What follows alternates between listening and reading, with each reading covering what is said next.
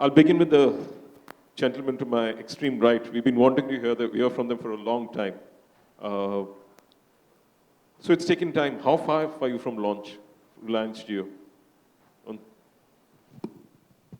Can I have another mic here too, please? I think, thanks. Mobility has been launched. Okay. The next round, which is going to be the next coming year, I think it's going to be focused on the wired services. So that's where the focus is going to be for Jio, with fiber to home connectivity, as well as DOCSIS and other technologies also, because we are being now technology neutral and we want to access the customer's home. So that's where the focus is going to be from Jio perspective. Great. I mean, so it's another year down the line, or is it by next year? By next year. Already focus on FTTH has already started in a big way. And the other services, we are testing various technologies. I've been told IPTV is being tested. There's already some amount of tests are happening in Mumbai. Chennai, you all have started for FTTH. Yes, it's happening in multiple places. So it's not just one city that Jio is doing the test. IP, as we know, I mean, today, if you look at technology, it's basically RF versus IP, the intelligent versus the dumb technology, what you would say. Okay. And IP is certainly the technology of the future, but that doesn't mean, on the other hand, that RF is going to be dead. The television in the home still can be covered and serviced through RF technology. If you look at the US market also, today the internet subscribers are far more than the cable subscribers. And DOCSIS is one of the key drivers of US HSI technology. Great. Now, coming back to the gentleman whose promoters have got a lot of money and whose company's got a good deal of money for broadband. How has the journey in broadband been? You've got a limited amount of subscribers. What are the lessons been so far, and where do you see this going forward? Yeah, sure. Anil, first of all, thanks that we are discussing about fixed broadband over here. And in the past, what I have seen that fixed broadband is being neglected or underutilized because it was all compared with providing voice services and narrowband services on top of the fixed broadband. And now even the wireless operators are recognizing the value of the fixed broadband. And the main driver of all these things is the video, which is rightly there. And 60-70% of the traffic is today, video which is there on the internet, and Wi-Fi is the way to serve this particular video explosion. And as then we are certainly moving into this particular direction. In the last 1 year, there was a lot of focus on broadband. We have done a very aggressive rollout. We have reached close to about 1 million home pass and about 120,000 broadband customers.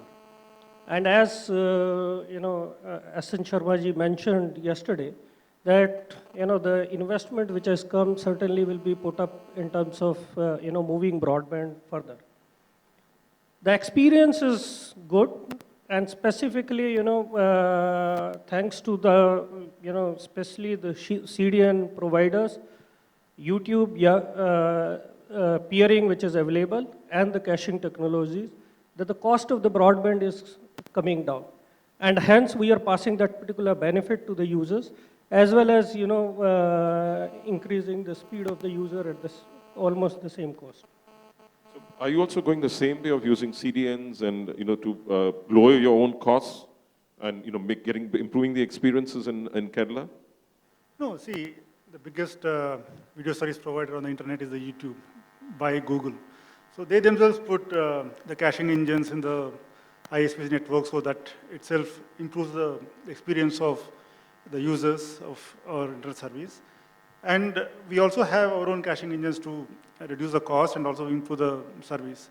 So that's, I think, the way it's happening. Even for our OTT, we use CDN to improve the experience of our subscribers anywhere in the world.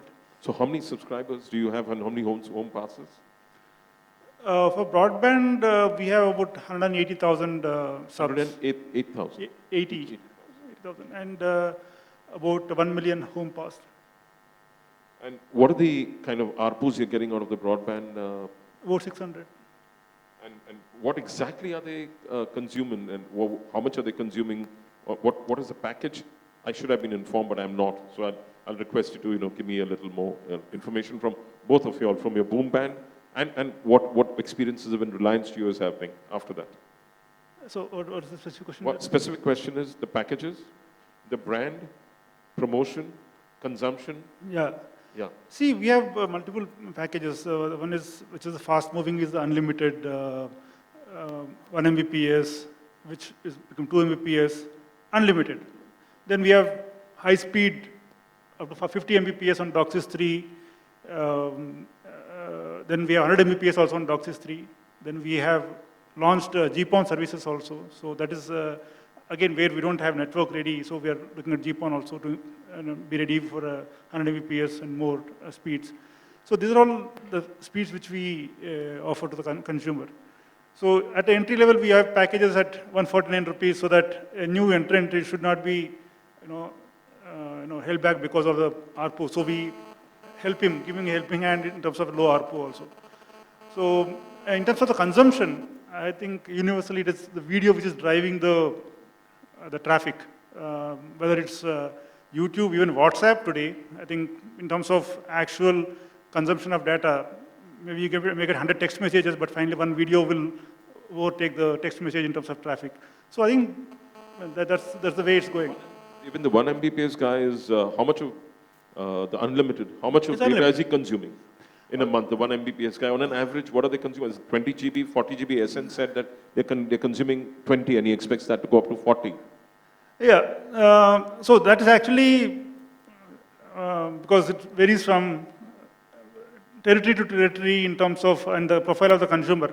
But average, it's 10, 20 GB is very normal nowadays. I mean, there are people who use unlimited only to download movies. It's unlimited. Even they cross by 100 GB also, some of them. So, but I think we have also thought of putting FUP, but then we are enabling them to use as much as possible. So it's completely unlimited for them. And the more he uses, the better for each one of you all, right? The more of bandwidth he uses. Oh, absolutely, absolutely. So as SN also mentioned, the consumption which was there earlier, about 20 GB per customer, that has already moved to 40 GB to 50 GB, right? Okay. So that's on an average.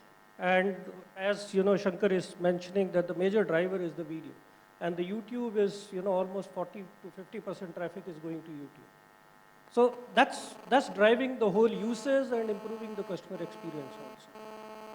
And this 40 to 50 GB, I mean, the prediction is that it should develop, in maybe about a year time or so.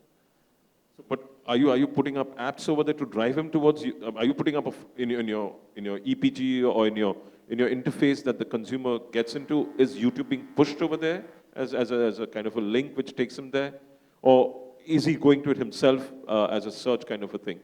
So today, we are like a pipe provider. We are not, bundling anything, any VAS services or any user interface to the subscriber. But certainly, we are actually now moving into that particular direction where we'll be having our own, app. We'll be actually trying to move customer to a specific usage. We'll actually try to collaborate, with the app provider, whether or the content provider, where we can actually drive the users for the, higher usage, as well as actually, paying directly to the content owner also. Yeah, I'll come back to that gaming one later. First, let me go on to Rohinton and ask him, your test, you've got people who are having a 100 Mbps pipe, and you've got people having a 1 Gbps pipe as part of your test in Mumbai and in other cities. So what has the experience been when you talk to your customers who've been using it? How large is the test that you've been having in terms of the user base? I would not like to give that because I'm not the official spokesperson. So Okay. let's not talk numbers here. But as far as user experience is concerned, more than 50% of the traffic is YouTube. Okay. That's what YouTube has provided us. And obviously, 80% of traffic is video traffic. Okay, that's what the network consumer consumption is. Okay, and is it happening in the day parts? It's happening at nights? It's happening in the mornings, or it's happening, or it's distributed? It's a mix. It's a mix. So Because is most customers today are residential customers. Okay. Okay. And Because we haven't started giving enterprise connections yet. I understand. So, but is it the entire family who's consuming, or is it just, I mean, have you got any, because we're trying to, I'll ask you all the same questions, because is it distributed throughout the days? Then you can actually, offer packages which allow people, like Reliance 4G is offering, where you can offer packages where there's free surfing at night. You can head in that direction. Those kind of things will happen later. But I think at this stage, in a trial environment that we are in, where we are not charging the consumer anything, and it's an open pipe right now, I don't think we are getting into that. I understand. So when is the consumption happening, and who's consuming? Any studies on that, or not yet? I'll have to get back on that. Great. What about your experience? When is the consumption happening? See, consumption, if you look at the MRTG graph, which shows the utilization, the peak is from morning 7 o'clock to night, midnight. Actually, then normally it falls. Basically, it's a perishable, bandwidth is a perishable thing. We are ultimately paying for it. So we need to look at giving it free to the customer during the low usage time from midnight to 6 o'clock, 7 o'clock, so that it's a value addition to the customer without any expense to us. So these are part of marketing tools to promote a particular scheme, so that, see, for unlimited customer, it doesn't matter to him when he uses it. But for a data transfer, data pack customer whose bill will go up beyond a particular GB limit, I think these kind of value adds will help him to, suppose he wants to download a movie, he can probably download in the night so that it doesn't cost him.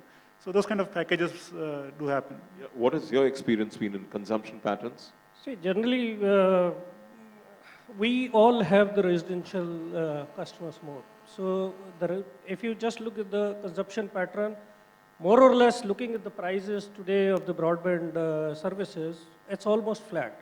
But if you just look at from 7 a.m. in the morning till maybe about 9:30 or 10, or in the evening time till 12 p.m., I think starting from 8 p.m. to 12 p.m., I think that's where the peak actually comes up. So in the evening. That's the same time as prime time as television. Absolutely. So consumption is happening more there. So, but will that be reflected going forward in television ratings possibly? Maybe, but as the video is, specifically on the broadband, let me just tell you, it's not about linear services. Today, television is more of linear services. That's what I'm saying. So will that impact the ratings of, because if you're seeing consumption happening and as more, if audiences are getting in at that time, that, could it be that, what are they doing at between 8 and 12? What are they watching? Are they downloading? Are they watching YouTube? Most, as we all are saying that the 50% of the traffic is YouTube, it means that people are mostly going to YouTube, and they are watching video.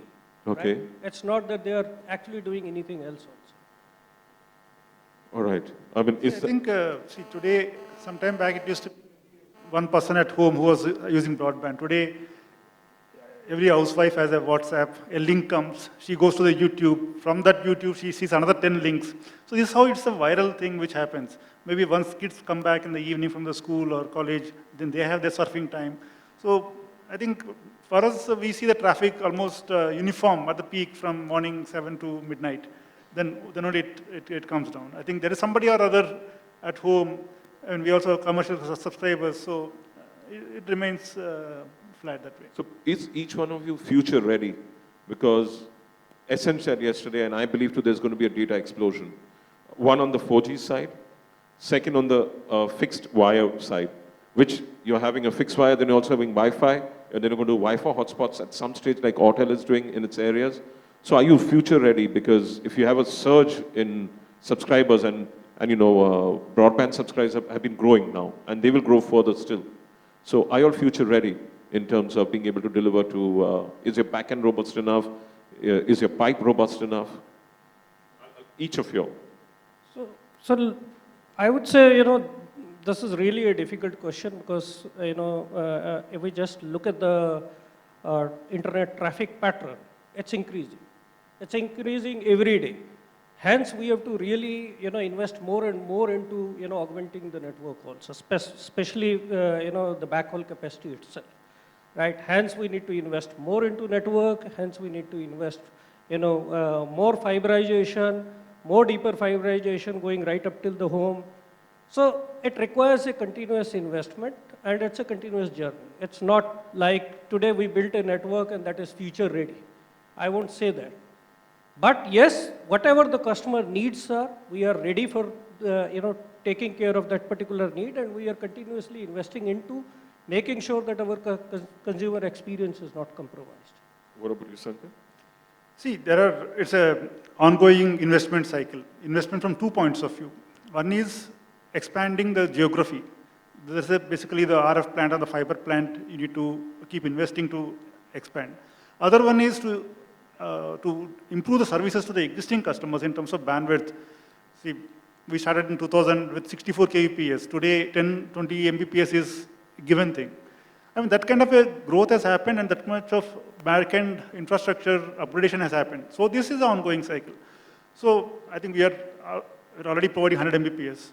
Now, 64 kbps has become 100 Mbps. I think to go to 1 Gbps is not a big deal. So the upgradation in terms of the network as well as the routers, the CMTS, that's a thing which is evolving. So I think we are definitely... And you'll capitalize enough, you'll have enough Absolutely. internal accruals.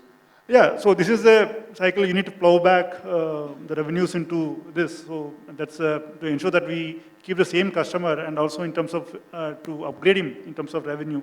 So we need to keep adding something new to him so that it's a win-win for customer as well as us. Yeah, what about Rohinton in terms of you're building up, I believe you're building up probably See, 10 years. as far as Jio is concerned, being the largest greenfield project in the world, okay, I think the network is really extensive and planned for the future. So to that extent, I think it's one of the best networks coming up in the world, okay. Bits of electronics, technologies will keep changing, but the highways have been laid, okay. So essentially, it's a question of tweaking technologies.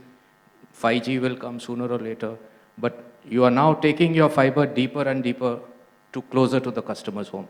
You've come till a point in a city, okay? Now you're spreading internally more and more. So that's going to be the focus in the next few years, and that requires capex, but comparatively much less, okay? So most of the capex investment has been done, and currently, I think many investors and many analysts have taken into account that the break-even period coming into from the telco side itself. The break-even will also, you have to factor in services which are going to come on the wired networks. So that is also something that needs to be looked into, because Reliance is going to do something on a scale in that, which is typically Reliance style. How does that get you worried, both of you all, because he's going to kind of come in like, currently they're kind of battling with the largest telco so far, Airtel, Vodafone, Idea, and they're trying to get the right of way on voice because they want to give it away free. Are you all guys worried? Absolutely not. Because, to give you history, as I said, in 2000 when we launched broadband, it was 64 kbps. In 2004, BSNL came with broadband at 2 Mbps. In terms of scale, it is so 200 times. We matched, we improved. We are at 100 Mbps. So I think that's not a challenge. I think the market is too vast, 1 billion plus people, and penetration is still meager. I think we need to ensure that we retain the existing customer by providing best quality of services in terms of technology, the service, the QoS. I think if that is taken care, those are fundamental things in any business. I think as long as the fundamentals are intact, I think we will succeed. I think today, if you see, we are already amidst 10 ISPs in the market. And if you add mobile, 4G is there, 3G, 4G, all of them are there. So we are growing. So I think, but at the same time, we cannot be complacent. We need to keep innovating to look at what I can add more value to the customer. And that cycle has to repeat every day. I think that's universal truth for in any business. So on one hand, there's no need to be panic. At the same time, you need to be you cannot be complacent, but you need to keep finding new ways to provide more value to the customer. I think that is a... Sanjay, SN is coming from a telco background, so right now he's bringing his telco experience. That's going to hold you all in good stead in some way. But is there concern that, Jio will kind of take away your customer base, which you're trying to build in broadband? And is that the reason why capital was raised, or it was raised because anyway you had to build on broadband? No, so capital was raised anyway, the business requires, right? So it's not because of, any kind of competition or threat, certainly. Let me just give you one analysis, the wireline was threatened when they were providing narrow cost services or narrow band services, a very small bandwidth, right?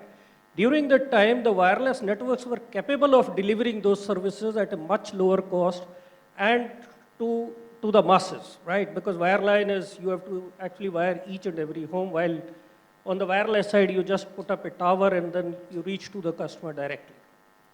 But now since, because of the video being the driver on the internet side, when all telecom operators are now thinking about investing into wireline, which is our strong domain. From as a wireline operator, that's our strong domain to handle the wireline network, to lay the wireline network and manage that particular wireline network. So now it's basically that they have come into that particular domain. So I think it will be very interesting to, compete. And we are certainly not threatened about that. It will really help us. Like for an example, 3G and 4G, they helped in terms of improving the uses of the customer. And finally, the wireline is getting its due respect or due value, right? So, I mean, frankly speaking, we are geared up in terms of, expanding, serving our customer base, and certainly this particular competition will, help in terms of, getting more and more customer and giving good service. Coming back, so you're going to see a lot of marketing from all of you all in anticipation of the entry to build your brand, and secondly also build your connect with your consumer. I expect you all to start spending now to build your brand. Both of you all. Broadband has been advertising to a certain extent. And I'll come to another question, but you can answer that, is what the OTT side. You've got the Woots, you've got the Hotstars, you've got the Ditto TVs. So how is that going to come into play to encourage? How can you all work with these platforms to encourage further video consumption and further data consumption for you all, so you all can benefit?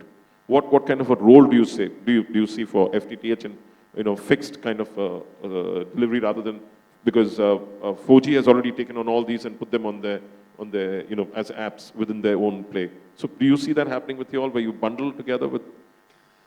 See, as I said, we are primarily started off as a cable TV, migrated, upgraded to digital TV. We are in broadband. We have our OTT app. So, and we are bundling it. A cable customer gets something extra when he takes our broadband service, something free, something better than what a standalone customer gets. Same thing with OTT application. So this kind of bundling is there. And in terms of consumption, see, we can have our app. Finally, there's so much of content on video which is available on the net. So biggest being the YouTube itself. I don't think there's any bigger video platform than that. So, but at the same time, we have to look at providing value to the customer in terms of, okay, I've been providing for the last 20 years on a TV screen, but if you're moving out of home, I'm still providing my service on your mobile or traveling on your laptop. So that's where we looked at the fit in terms of OTT and then launched it. So this is again. No, I'm talking about on your providing to your customers at home. Yeah. With like Netflix, having it as an app, which is when he comes, it's a display, it's on the user interface, the display. Are you all open to partnering with Sony Live, with Ditto TV? Ditto TV has partnered with City Cable, and it's So are we looking at partnerships coming like this? Are you open to it? Are you open to it? Are you open to it? Because that will really further drive more video consumption, and in the process data, and in the process your revenues. I think from our perspective, we would like to build a good OTT platform which caters to maybe tie-ups with content providers and ensure that we promote our own OTT service much more strong. So, which means I need to have much more movie titles, the VOD content. So, I think that's the way forward. So, which will ensure that I'm getting stronger in terms of content as well as the delivery side. What about you and then Rohinton? Yeah, certainly, we are willing to partner with all these, content provider or the VAS service provider, whether it's games, whether it's content, because finally, if everybody starts providing its own applications, so like for an example, as Shankar is saying, most of the content is already available on the internet. The only problem is how to search, how to find that particular content and then use that, consume that particular content. Now providing, if as a broadband provider today, we are like a pipe provider. But if we get into, bundle all these content into a single, framework and then provide to the user, that will be more useful and the content consumption will be much more rather than, providing it individually.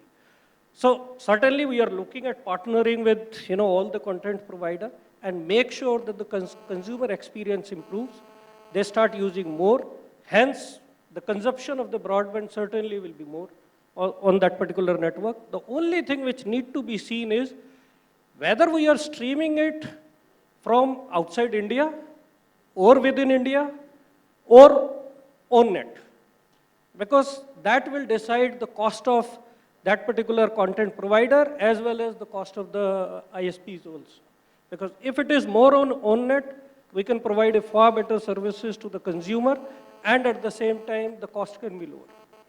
Great. What about Jio? See, Jio has already developed a lot of apps and which are now in public domain. Beyond that also, there are a number of services which we have planned, but which would not yet be released to public yet. But over a period of time, they will be made public. And those apps will really help to bring about customer stickiness to services. So there are a number of services which will come on the broadband pipes, which will bring about stickiness for the customer. And do we see that consumption on these apps will kind of start overtaking cable TV consumption or DTH consumption, or do we see the balance, like people are saying there'll be a balance between the two, going forward with data being cheap, with price? I believe there's going to be a price war coming up with these guys. They probably might give it at dirt cheap rates to begin with to get adoption going forward. So do you see that happening, that consumption on broadband will really go up and cable might? See, we can all project and think about how the future is going to pan out, how consumers are really going to accept all these new services, okay? But final data will come out later. But as far as I can think, my personal view is that OTT and all will supplement the traditional delivery methods, okay? It's not going to be the only method of delivery, okay? This is my personal view. Yeah. What about Sankar? I mean, do you see it happening that your apps will start driving you, giving you more traction rather than cable TV? See, I think finally there is a convergence which is happening. I mean, there's finally the standalone cable TV, the digital TV also is slightly moving towards the IP side of it. So, which means there's going to be more data traffic, and there will be much more, because right now the cable TV is a linear consumption. I think there is going to be much more value addition in terms of when it becomes IP, in terms of time shifting or whatever value adds you can add. So from that point of view, I think there's going to be a bit of shift in the balance, but at the same time, the TV is going to be there. Maybe the TV may become smarter, and you may start using more apps and more video on the smart TV than what you're actually using it on a dumb TV. So those kind of transitions are happening. I think that, but finally 5 years down the line, 10 years down the line, I think the IP is the way forward. I think, so that shift is going to be happening. At the same time, we need to keep looking at the technology and keep evolve, find ourselves in tune with the technology as well as the customers' requirements. Yeah, what about Sanjay?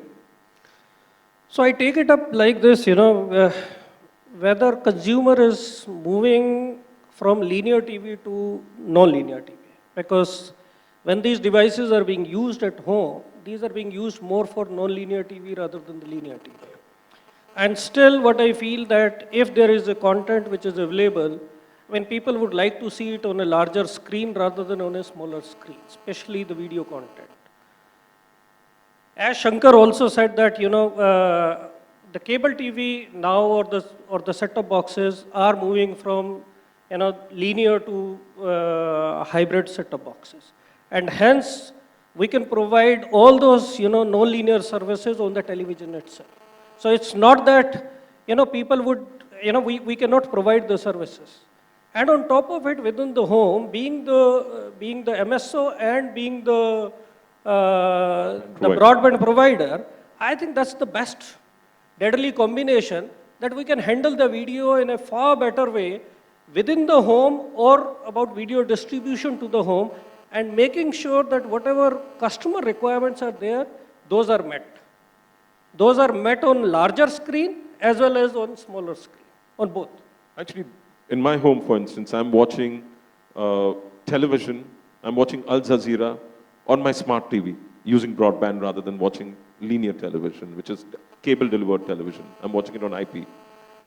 Do we see a scenario, which is what I was asking all of you all, where IP-driven, you said yes, in the next 5 years that's going to happen more. You don't see that happening? No, Do you see that happening where we'll be watching more IP delivery of video?